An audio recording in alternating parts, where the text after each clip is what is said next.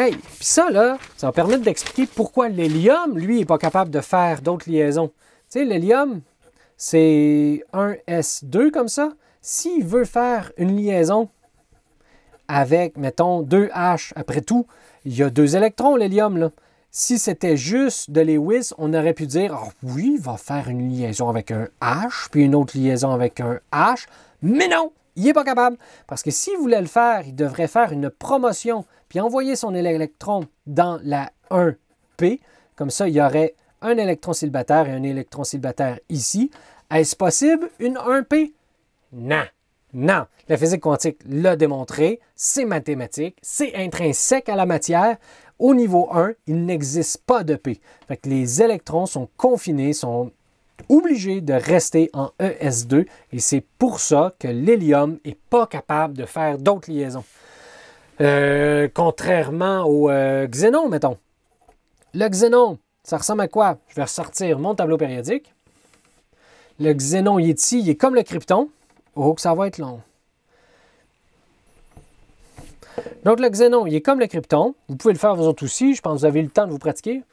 Ou pas, mais il est toujours temps. Donc, après le krypton, on est en train de remplir la 5S. 5S2. Après avoir rempli la 5S2, on va remplir la 1, 2, 3. Ça ici, c'est la ligne 3D. Donc, ça ici, c'est la ligne 4D. 4D. Puis, on a combien d'électrons là-dedans?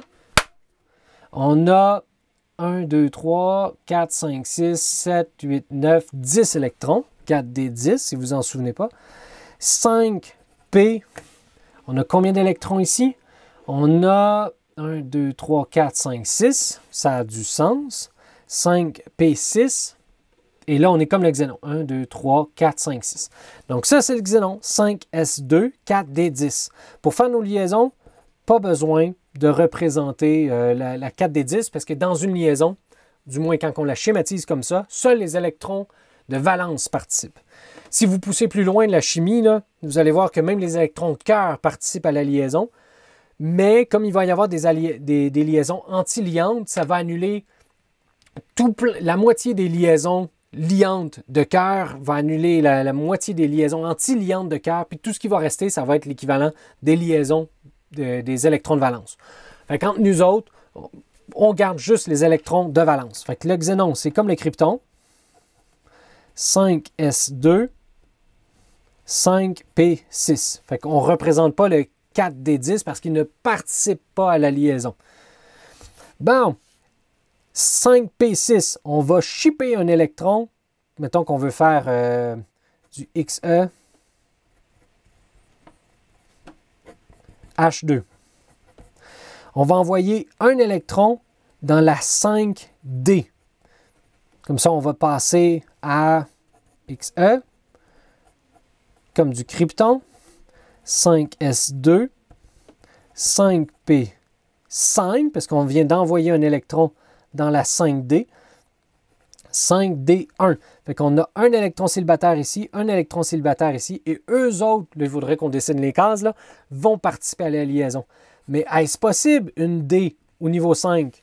Au niveau 1, on a seulement que les S. Au niveau 2, on a les S et les P. Au 3, on a les S, les P, les D. Au niveau 4, on a les S, les P, les D, les F. Au niveau 5, on aurait les S, les P, les D, les F, potentiellement les G, et ça continue. Fait que oui, c'est possible, une 5D. Fait que c'est pour ça que le xénon, lui, est capable de faire des liaisons non, c'est pas vrai.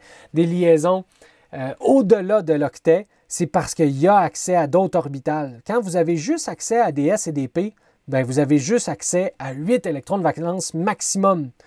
C'est pour ça que l'oxygène, l'azote, le fluor, le néon, eux autres, ils ne peuvent pas dépasser 8 électrons de valence. C'est parce qu'ils sont au niveau 2, les pauvres. Ils peuvent juste faire jusqu'à 4 liaisons, donc 8 électrons de valence.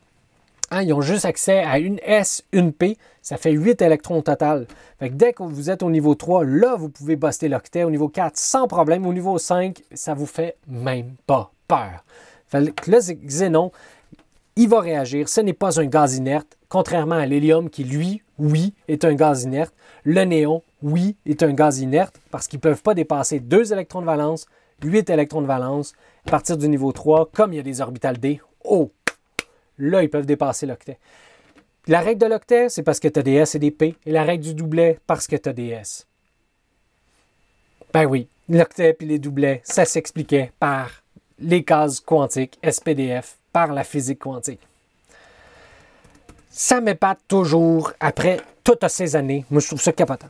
C'est fou comme tout s'explique juste par des plus puis des moins puis de la physique quantique. Puis tu peux bâtir un univers avec ça, aussi complexe que le nôtre. Moi, je trouve ça capotant. Donc ici, on avait une hybridation SP pour BeH2. On avait deux voisins, SP.